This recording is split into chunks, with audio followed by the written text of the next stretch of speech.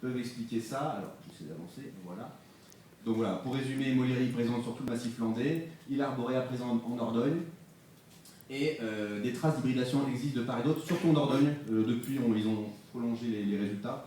Et en fait, Dufresne et Stock, donc c'est l'équipe suisse, montrent en fait qu'ici on a pratiquement 100% Moleri, et ici c'est Arborea, mais avec de l'hybride Moleri. Voilà. Donc, différentes hypothèses. Il y aurait une introgression H1, donc c'est une introgression actuelle entre Arborea et Moleri. Et dans ce cas-là, quelles sont les réelles zones de contact? Là, j'avoue que j'ai du mal à croire en cette hypothèse, puisque ça voudrait dire qu'on serait à un temps... actuellement, on aurait sur des mêmes secteurs cohabitation de Moleri et Arborea. Donc ça, j'ai un peu du mal à y croire, notamment sur ces secteurs, on a également Merinalis, donc ça fait 3 espèces de rainettes au même endroit. Alors soit c'est vraiment intenté maintenant, mais dans ce cas-là, on aurait certainement encore une zone de... On n'aurait pas une bande si large d'absence du genre du groupe Hilar arborea. Et une deuxième hypothèse qui me semble un peu plus plausible, c'est un contact passé, passé mais pas forcément très ancien, entre Arborea et Moleri. Et alors, voilà, c'est en gros le résumé de ce qui aurait pu se passer. En gros, il y a un ancêtre commun, Arborea-Moleri, qui, par un phénomène de glaciation, retrouve refuge en péninsule ibérique pour Moleri et certainement en Italie ou dans les Balkans, plutôt dans les Balkans pour Arborea.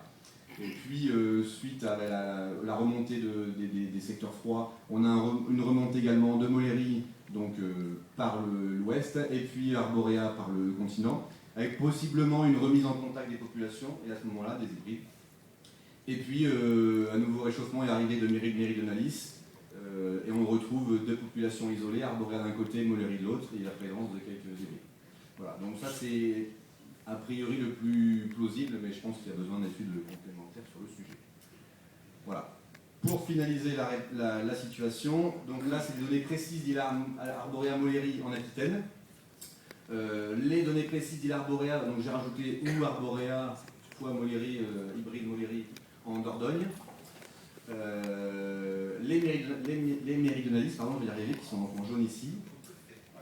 Et en rouge, c'est les zones où on trouve les 2 espèces présentes, à la fois méridionale et arborea ou Moleri, ou hybride. Voilà. Alors peut-être les 3 du coup.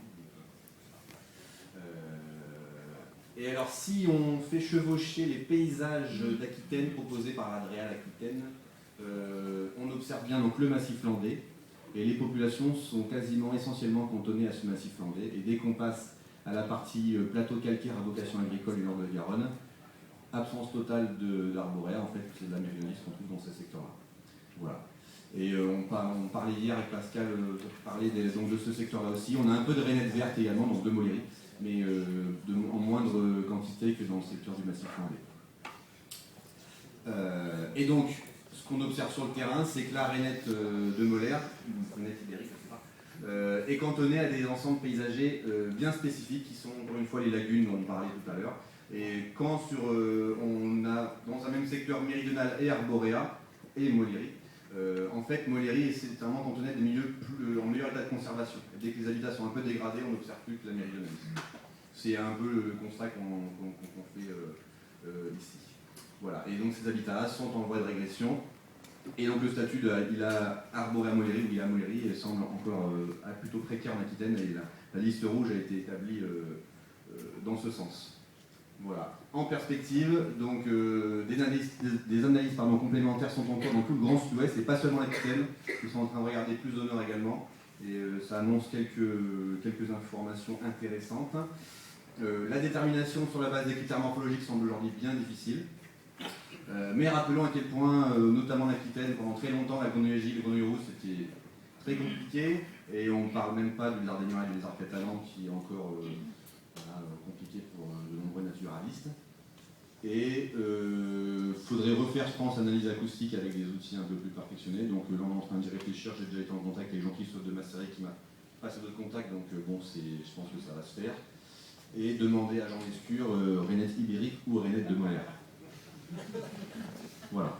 Je vous remercie.